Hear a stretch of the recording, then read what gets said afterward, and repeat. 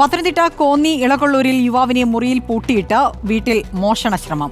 വീടിന്റെ വാതിൽ പാറ ഉപയോഗിച്ച് തകർത്ത് ആണ് മോഷ്ടാവ് അകത്ത് കയറിയത്. മറ്റ് 2 വീടുകളിലും സമാനമായ രീതിയിൽ മോഷണത്തിനുള്ള ശ്രമം നടന്നു. മോഷ്ടാവിന്റെ ദൃശ്യം CCTVയിൽ നിന്ന് ലഭിച്ചു. ഇത് കേന്ദ്രീകരിച്ചാണ് അന്വേഷണം നടക്കുന്നത്.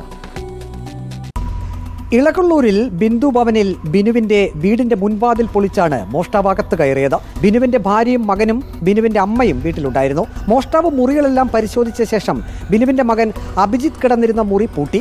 മറ്റൊരു മുറിയിൽ മോഷ്ടാവ് അലമാര പരിശോധിക്കുന്നതിനിടെ വീട്ടുകാർ ഉണർന്നു. തുടർന്ന് മോഷ്ടാവ് ഓടി രക്ഷപ്പെട്ടു.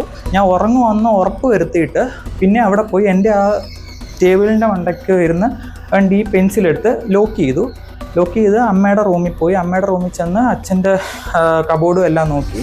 എന്നിട്ട് ഞങ്ങൾക്ക് 2 അലമാരയുണ്ട്, ഒന്ന് പുതിയതും ഒന്ന് പഴയതും. അപ്പോൾ പഴയത് ആദ്യം കയറി പിടിച്ചെന്ന് തോന്നുന്നു. കാരണം അകത്തെ പിടിച്ച് തുറക്കുമ്പോൾ സൗണ്ട് കേൾക്കും. ഈ സൗണ്ട് കേട്ടിട്ട് അമ്മ എഴുന്നേൽക്കുന്ന പുള്ളി അറിഞ്ഞെന്ന് തോന്നുന്നു. അമ്മ എഴുന്നേറ്റ് ഒരു 2 സെക്കൻഡ് അവിടെ ഇരിക്കും. എല്ലാ ദിവസവും അങ്ങനെ.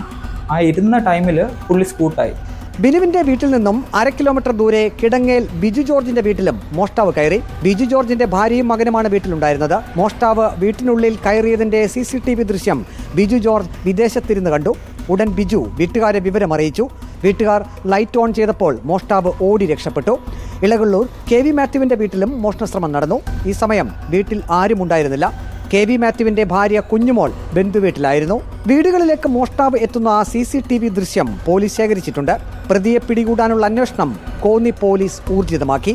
റിപ്പോർട്ടർ, പത്തനംതിട്ട.